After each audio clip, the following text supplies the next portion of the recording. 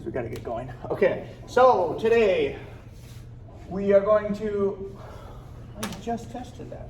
We're going to lecture on gene drive and chain reactions. This is kind of a flipped lecture, but I also want to talk about some other stuff. So formal definition, to understand this, you have to understand what we mean when we say Mendelian genetics. So you all learned this in basic biology, which was if you draw the Punnett square and say you have two different alleles, let's call them green X, black, let's do a homozygous. So if you have an individual that's homozygous for green X and another individual that's homozygous for black X, and they mate, you're going to generate these combinations, right? Okay, and if you do it, so that means you get one from your dad, one from your mom. If you do it a different way, where if you have, let's say you have X, X, X, like this. Wait. You just do one X. Yes, thank you. Oh, now I've just completely embarrassed myself. Okay.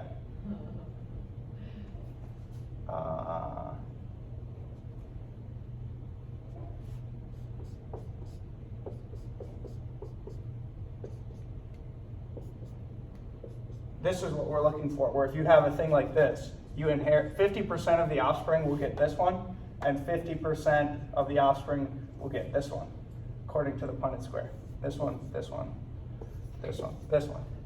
So this is classical Mendelian inheritance, like a 50-50 ratio, where the Punnett square matches out and the calculations match out with the inheritance in the offspring, okay?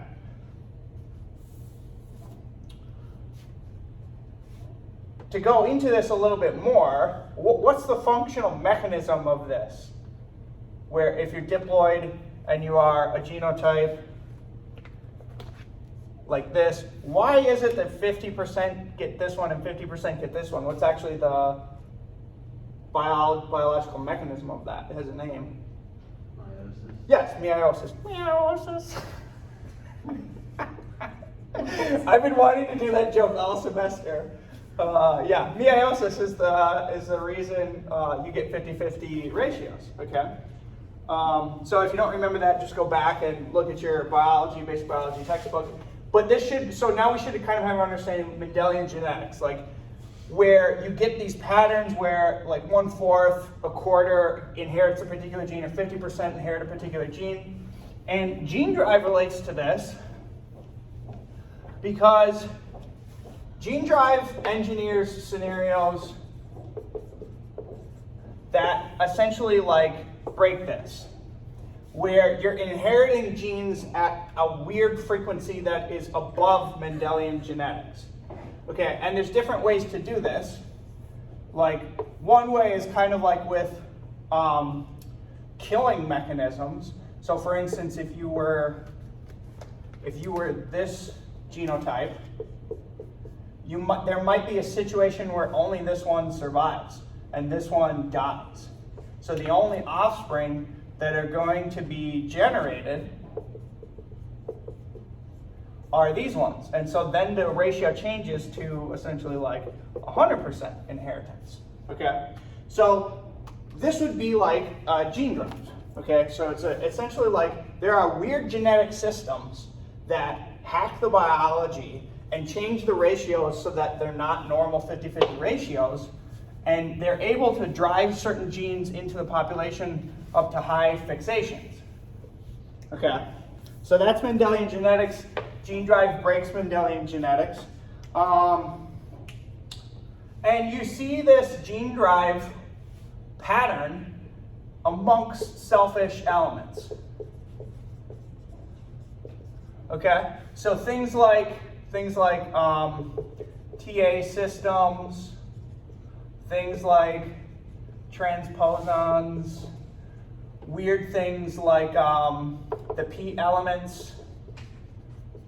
These are all examples of where you would see these types of things that we would call gene drive, because they're able to like break these systems. You see this pattern in selfish genetic elements. Okay, so the goal of biotechnology, one of like the dreams has always been to understand the biology of these systems and how they do gene drive, and then essentially like engineer them to carry a cargo. So you could imagine if you had some particular system that was always inherited, if you could, let's say you just have something X, if you could rig it up so that it always perpetually carried a cargo as like a unit, you could get your cargo to be passed on into like a wild population at a much higher frequency. So the application of this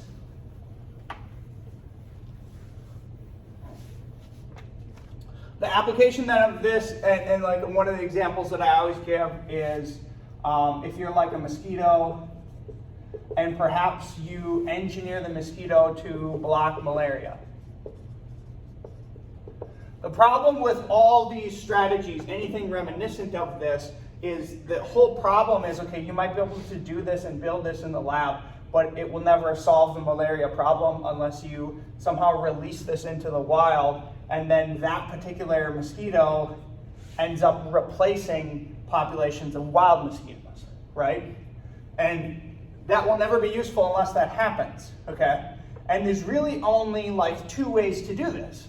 One would be if there was some kind of like a fitness advantage in your like GMO mosquito, then it's just like if it's like a better mosquito, then it could just like naturally invade populations. But what are the odds of that, right? The odds of that are very, very low, because usually what we're doing is we're taking an insect, we're bringing it into the lab, it's getting kind of like inbred and stupid by keeping it like in a cage, and then you're genetically modifying it and you're changing its genes. Most of the time that results in it usually like weaker fitness. Usually they're not like ever actually like better than the stuff in the wild. So then the only alternative is to try to essentially like rig that GMO, rig that genetically modified element up to some kind of a gene drive. And then in that scenario, you could overcome the fitness advantage. So there might even be like a fitness deficit. It might be that your GMO reduces fitness, but you can overcome that reduced fitness by linking it to a gene drive system that kind of like carries it, if that makes sense. So that's the gist. That's like the idea.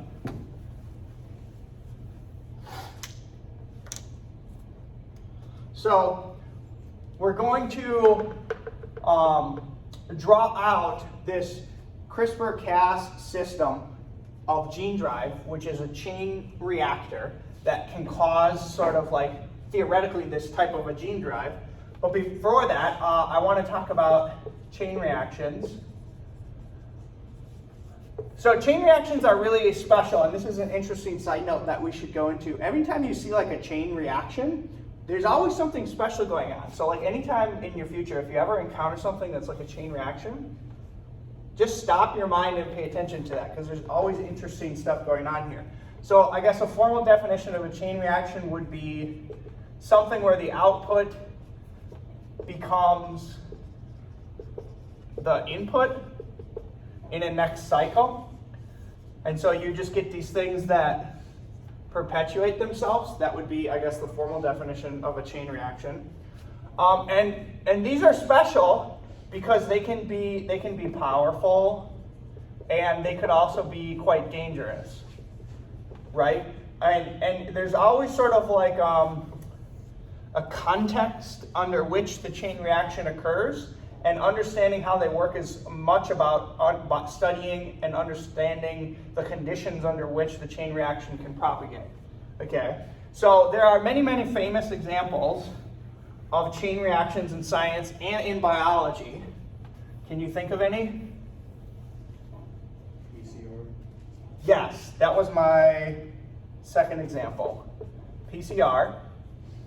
So polymerase chain reaction, right? And the reason it's a chain reaction is because the first step, you break them apart, and the second step, annealing, you anneal primers. Third step, extension, it extends, and now you have two copies, and then it iterates the cycle, and then these two become the input to the next cycle. And then you have 4 the next time around. And then these become the input in the next cycle, and you get 8, on and on and on and on and on exponentially. So PCR is a great example of a chain reaction. And PCR is a very, very, very important thing. So again, another evidence of chain reactions are pretty special. What other chain reactions can you think of? Henry Moore's nuclear chain reaction. Did you say the nuclear chain reaction? Yeah, that's the example that I wanted to talk about. The fission bomb is an example of a chemical chain reaction. And if you haven't read, Richard Rhodes's book, The Making of the Atomic Bomb, that's an awesome book, and it's an awesome book for science. Really fascinating period of history where they sort of like condense all the smartest geniuses that were known at Los Alamos and like all put them on the task of like making the fission bomb. If you're not familiar with the chain reaction of what happens, is nuclear chain reactions work by, if you shoot like a neutron at some particular atom, if you shoot a neutron at it and it hits the nucleus can break, right? That's fission, it's a fission bomb, it'll break. And the breaking of the nucleus releases 2 more neutrons. So you can imagine if a neutron hits a nucleus, breaks it and releases 2 more neutrons, and there's other nuclei around, they're going to hit these nuclei and release 2 more neutrons. And it's like PCR, it's a chain reaction. Okay? So this is how the fission bomb works. The interesting thing is, as this happens, every time this happens, you're releasing energy. So what happens when you're releasing energy to space and gas? In physics, if you heat up gas, what happens? It expands. So actually, like the problem that they had to solve in making the bomb was, as you do these chain reactions, it gets really hot and then the material expands. So these reactions would die out. They would die out because it would just get hot and it would expand and then it would kill the reaction, right? So to build a nuclear reactor, what they first did is they surrounded their source with graphite, and graphite was like a reflector of neutrons, so they could kind of like condense the reaction and keep all the neutrons shooting in. That's how you build a nuclear reactor. Or to make the bomb, what they had to do is essentially, the first part is you have to get a critical mass. And the critical mass is the minimum amount of mass that you need where a random neutron exiting is likely to hit another atomic nucleus. Does that make sense? Like, you need a lot of dense material for that to happen. And if the material is not dense enough, the neutron will just miss and not split the atom. Does that make sense? So you have to solve the problem of assembling a critical mass, but how do you assemble a critical mass if every time you try to assemble it, it expands? Right? That's the problem that they had to solve. So they built 2 different types of detonators. The detonator in Little Boy and the Trinity test, which was the first bomb that they built, was they had essentially a mass that looked like this and a mass that looked like this. And then this was just a gun detonator where they'd fire this into there and then it would essentially like hit it, reach critical mass, and then explode. That was not the superior way to do it. Then the second bomb that they built was Fat Man. This was the Nagasaki bomb. In the Fat Man, they built essentially like a spherical shell, okay? And then they put explosives around it so that when they would detonate the explosives around it, it would implode and crush. And then as it imploded, it would ignite the nuclear reaction. And the guy who figured this out, like again, like this history is so interesting because all the people who were at this project like went on to do like crazy inventions and like famous things. So the person who figured this out was John von Neumann, who is like one of the earliest pioneers of like computing, like building the first computers. And he started like his big career at Los Alamos figuring this out. Anyway, this is a good example of a chain reaction. And the reason I bring this up in a biology class is because chain reactions can be dangerous, right? Like the nuclear bomb is a dangerous thing to be working on. And it's a good example to show you how serious, if you're thinking of biological chain reactions, like it's good to remember that the nuclear bomb is a chain reaction. Like there could be bad things that could happen with biological chain reactions. So other biological chain reactions, just as examples, reproduction could be considered a chain reaction, right? Like 1 becomes 2, 2 becomes 4, the output becomes the input in the next generation. That could be considered a chain reaction. And again, on the pattern, there are always like limitations to under which chain reactions can propagate. You always hear the story like, oh, viruses or bacteria replicate at x speed or x doubling time. How come the whole universe or the whole planet isn't filled with like bacteria? What's the answer to that? Environment. Yeah, like there's always like the limiting factor for reproduction is like getting the nutrients to reproduce. Okay, so there's always a couple things to point out about chain reactions. Again, like understanding the conditions of propagation is important for safety. And also understanding the conditions under which they like stop. So what would be the best way to phrase that? The conditions, the termination conditions.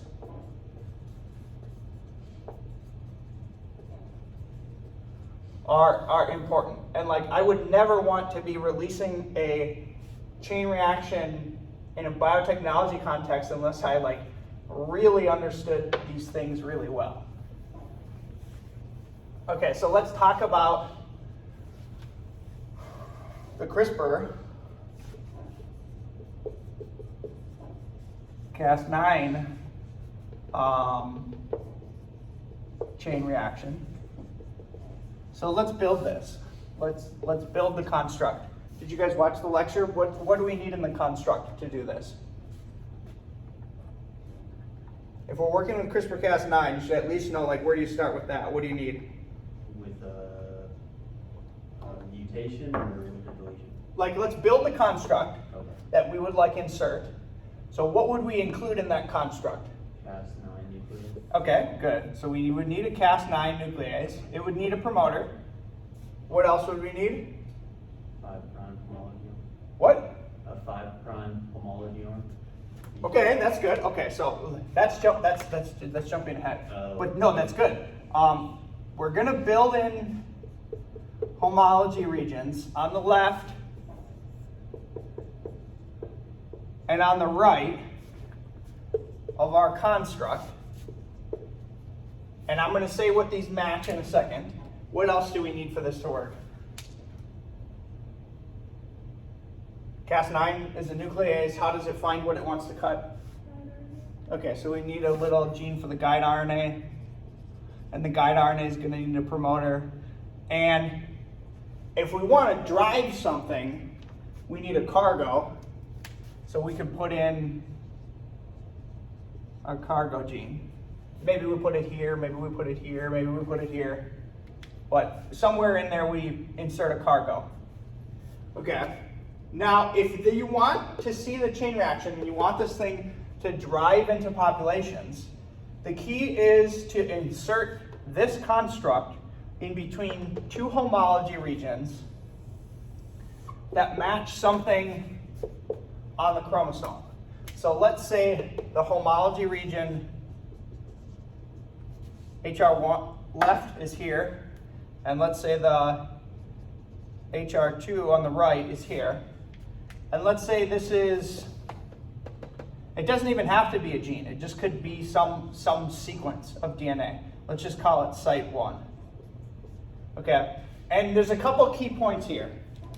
Is what is your, for the chain reaction to start propagating, what's your guide RNA going to be targeted to? If this is, let's say this is an insect, let's say this is the D-male chromosome. Let's say this is chromosome 2. From here all the way to here, we want a chain reaction to happen. So first let's just think through what happens like with CRISPR. So if Cas9 is going to get made into a protein, central dogma, guide RNA is going to get made, okay? Now we got a nuclease with guided cutting. What do we want it to cut to initiate a chain reaction? Site 1. So do you see how this, we build in this to match the guide RNA. So in the sequence that does the targeting, we pull sequence from here, we put it in the guide RNA. Now where does the Cas9 cut? It finds site 1 and it cuts it. It induces a double-stranded break. Now what happens? Two things can happen. Potentially. Yeah, what's the one that's going to initiate the chain reaction? Homology-directed repair. So there's going to be non-homologous end joining, or not non-homologous end joining, homology-directed repair, HDR. And what's going to recombine? This matches this, and this matches this. So there's going to be a recombination, and a recombination. And now the product that gets yielded will be chromosome, homology region 1, Cas9, cargo,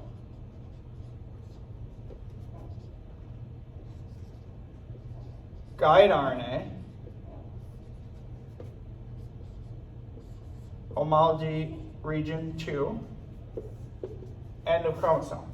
This is the product that's yielded. So, What do you mean by cargo?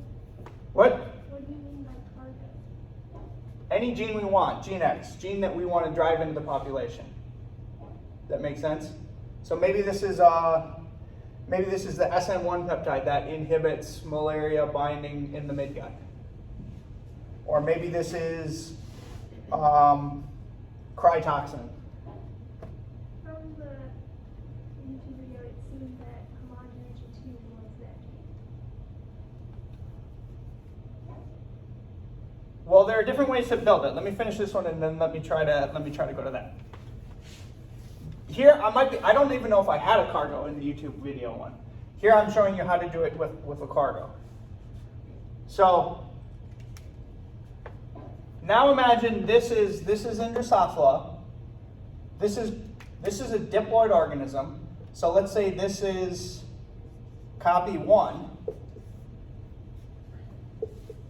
Copy 2 is wild type.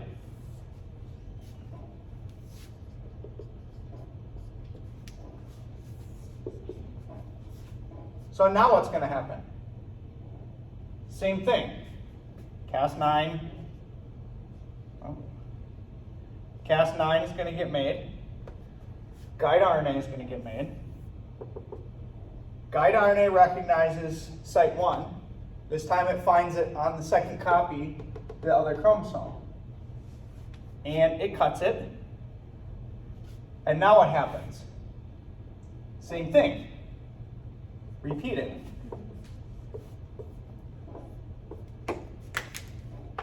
Repeat it. And now we have 2 copies. Now the yield looks like this. It's the same thing.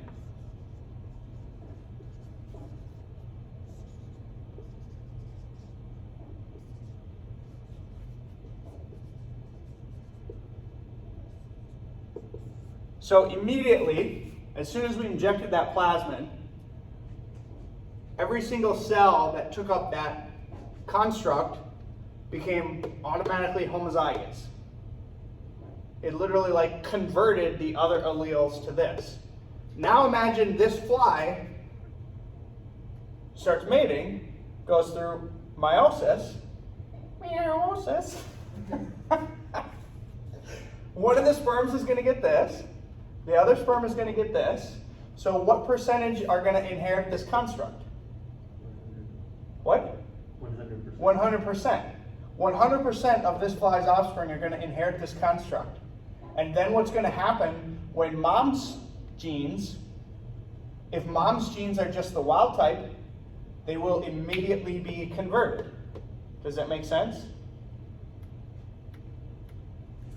Draw out your square with that, because I would think. Say that again? Your square, your, what's the Mendelian. Yeah. Oh, my Punnett square. Okay. Because it seems like it would be half with the moms, or. Well, you're right. Hold on. So that's okay. So let me work on that. Okay. So let's say these are gads. Okay. Okay. So let's call this. Dad has 1, or let's call this x.1, which is this one, and x.2, which is this one. Mom has normal x. Let's call it subscript A and x subscript B. Okay? So what's going to happen is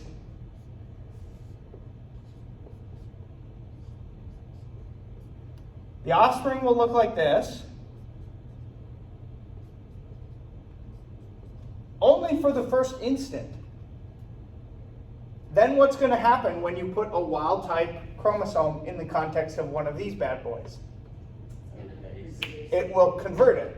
So now all of a sudden it's going to take this and it's going to change it to x.1. And it's going to take this and it's going to change it to x.1. This one, going to take this and change it. This one and change it. Now 100% of all offspring are homozygous for this. And that is a chain reaction. Okay, and that's because Cas9 and the gRNA were also inserted, right? Yes. In that If you last- just had these, if these were eliminated, this would not work. Yeah. The reason this works is a couple reasons. One, you have the Cas9, the nuclease, and the Cas9 is targeted to some site on the chromosome. Okay? So that's the first part. The second key part, the only reason this works, is because whatever site you're targeting, let's say it's site X, the only reason this works is because you steal homology from the left and the right, and you build it on the left and right of your construct, so that whatever you're cutting has to recombine with your construct that you built. Does that make sense? Mhm. And that initiates the chain reaction. Okay? So people have built these in Drosophila, and they work in the lab. So you put a fly like this in a cage or a tube full of flies, and you come back a month later and they're all this. They're all homozygous. Okay? So that's kind of freaky, right? Like, that's kind of scary. Like, this is something that could, if it got out, you could like replace the whole population of the world of whatever particular thing you're working on with a particular genotype. That's kind of freaky. People have tried this in the wild, tried to do little field studies where they release things like this, and it doesn't work that well. It only works well in the wild. Why? What can you see in the mechanism of how this happens? What can you see that would cause this thing to fall apart? So it actually induces essentially like resistance to itself. How does that happen? Can you see it? So Yes. So there's two ways. There's two ways this can collapse. Let me say this is site 1, and then this homology.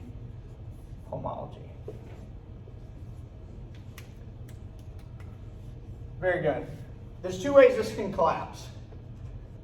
The first way is if this guide RNA mutates, it's no longer cutting site 1. It's cutting somewhere else. And wherever else it's cutting, there's no homology from this template to integrate. Does that make sense? So it can collapse if this mutates. The other way that it mutates is if this mutates.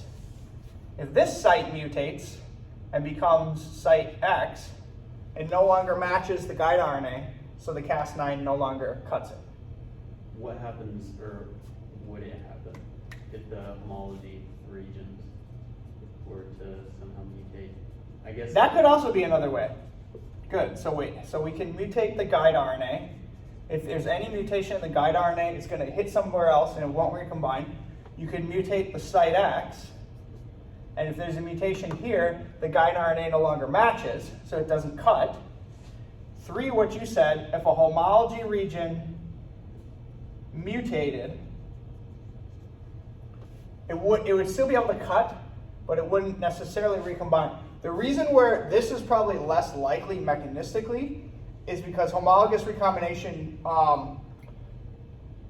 it can still recombine even if there's like a couple SNPs. You know what I'm saying?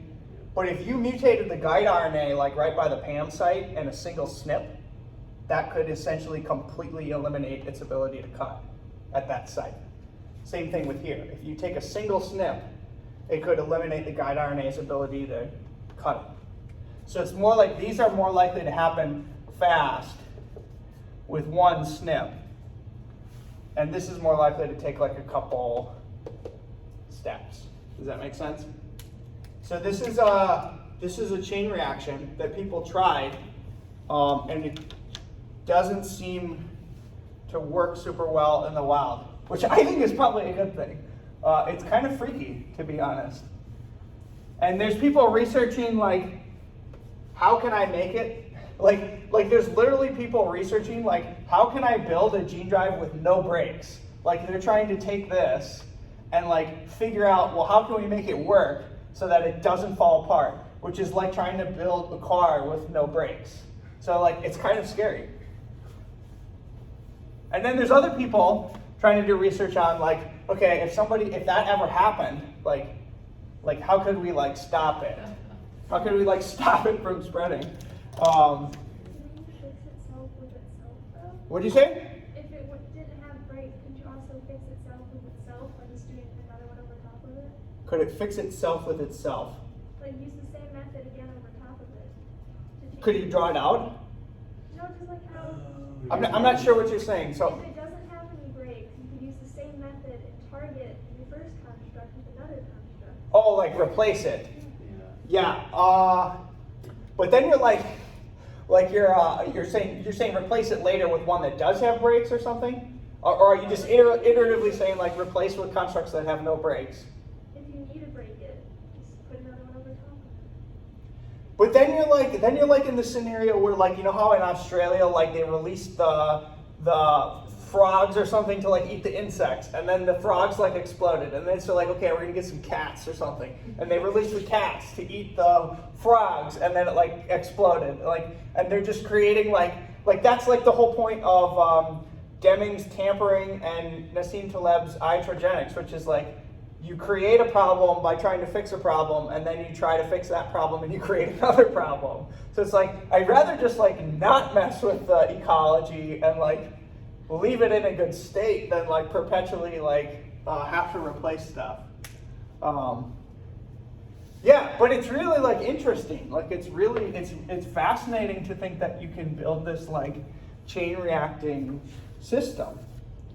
Okay, so there's a little bit more on gene drives, because that's not the only type of gene drive.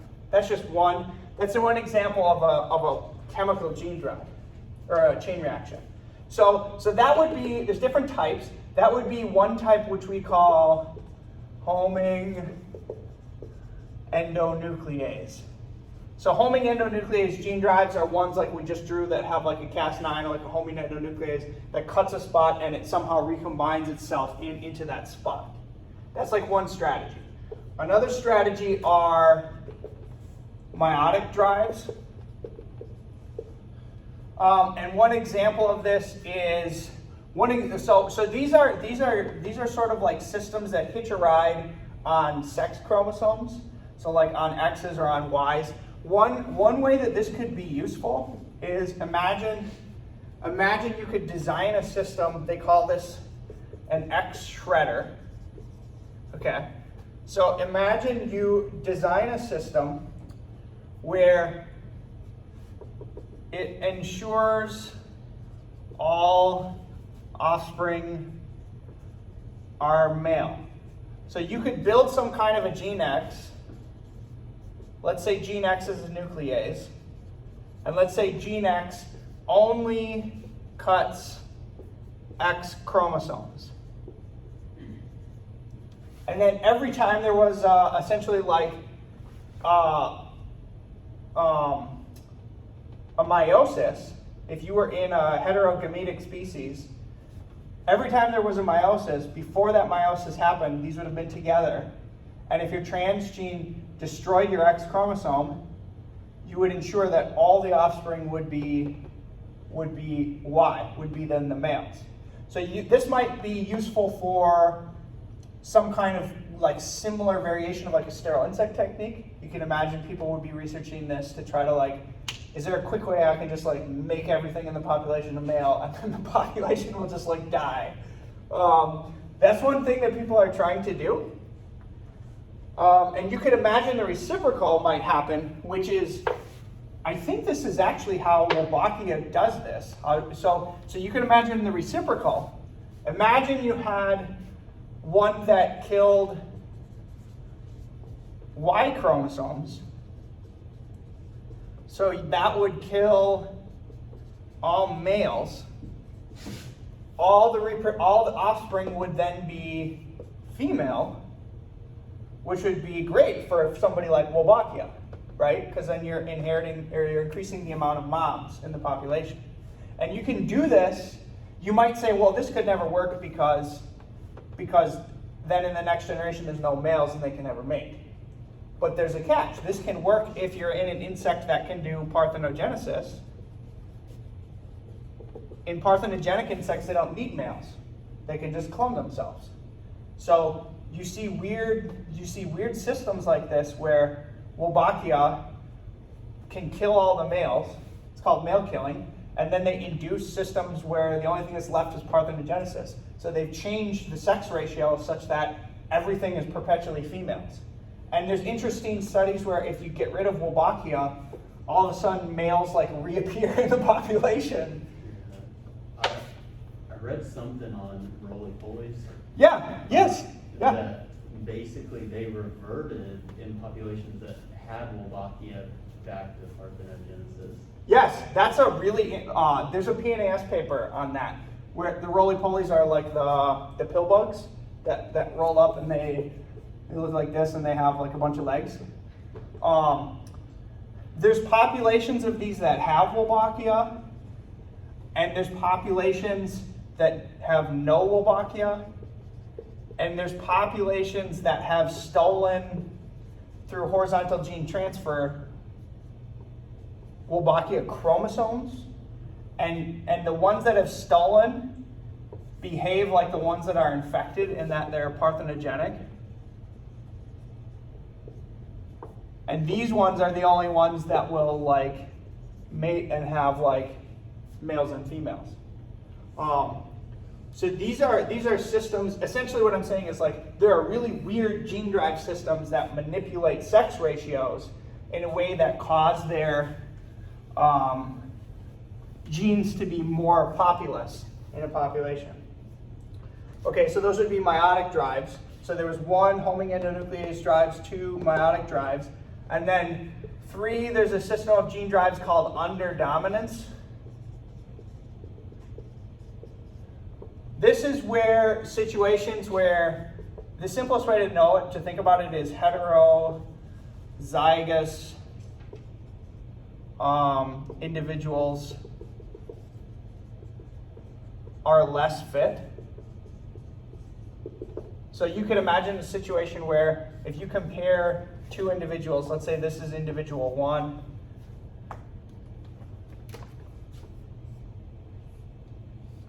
and this is individual 2, which is heterozygous for a different allele. If this one has a fitness advantage, this one will eventually disappear from the population, and this will reach fixation. So if you could hitch a ride on a underdominant allele, it would spread. And then there are a couple others. So there are TA systems, so toxin antidote systems. And the same way it selects for a plasmid, it can select for a host that bears the system. Okay, and this is the premise behind these drives is they essentially addict you to the antidote by killing you if you don't keep it. That's how the TA systems work.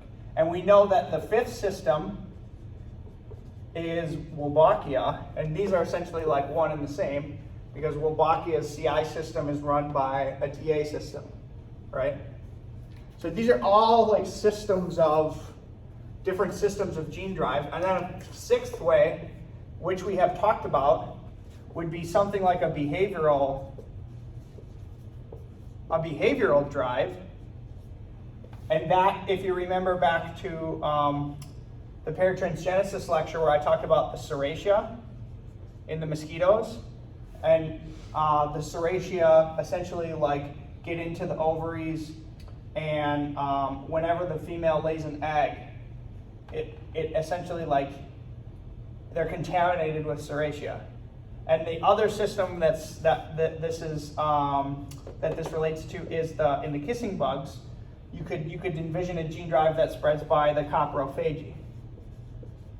So if there's some kind of an insect that eats insect crap from its same insect, and it is some kind of a gut symbiont, that will tend to spread in the population because just through a behavior.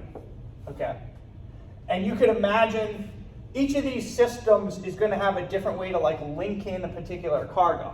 So if you were doing one of these, the example, the paratransgenesis example, was you take the symbiont and you transform it with your cargo. You put your cargo in the symbiont. People have tried that, but they can't do it with Wolbachia. In the TA systems, you might build a system where you split your antidote and your toxin with some particular cargo insertion. And then you know that this thing must be retained, because if they don't retain this, they're going to die.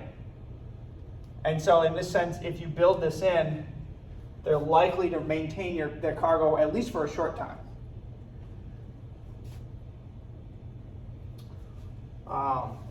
So there's different ways to hook up the cargoes, but you get the premise. Okay. So these are kind of freaky, right? We should also talk about safety of these systems. And this is also a good segue into the next lecture, which is the heuristics of GMO kind of rules lecture. There's a couple things, if you're ever working with gene drives, there's a couple things, ethical things you should always have. You should always have containment. So you should not be working on these in a situation where they can just get out into the wild. So people who work on mosquito gene drives, their lab is set up in a very special way where they have imagine they have their mosquito cages, and their mosquitoes are in their cages, and their mosquito cages are usually in a room, okay? And in that room there's usually a door, and in that door there's usually negative air pressure. So if you open the door, pressure blows in, so that if there is ever a mosquito here, and you open the door, it wouldn't be able to fly out. And then there's usually little flaps that are kind of a second barrier. And then there's usually a third room which is usually like a cold room. So even if one of these mosquitoes escaped, it would escape into a cold room, and it would essentially just like be really cold and not be able to move anymore. And then there's usually, even outside of the cold room, like another room, like another door, just to like be extra safe. Like this is usually how you work on gene drives. It's usually like a cage within a room, within a room, within a room, to make sure that like they don't get out. And then now they have mosquitoes that have been genetically modified so they don't have wings. So if you work on gene drives, you can study mosquitoes that don't have wings so that if they ever got out, they couldn't fly. So these are some things that people do to sort of like improve the safety.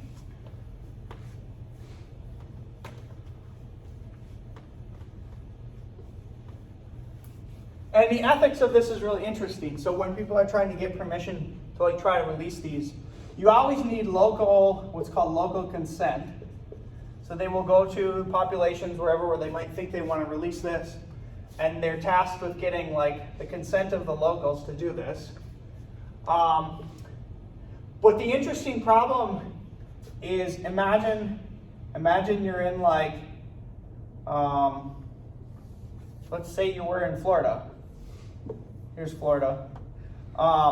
Imagine you get like local consent right here to release these. Like, does that really matter? Because they can like fly and they can like move. So the other thing is like you don't just need local consent, but you also have to have some way to ensure that like they don't cross borders. So I suspect if they're ever going to test these in the future, they're probably going to test them on some kind of like island, like Jurassic Park, so that like even if it goes bad, they won't be able to cross borders. But all interesting stuff that people are working on. So I will conclude with that.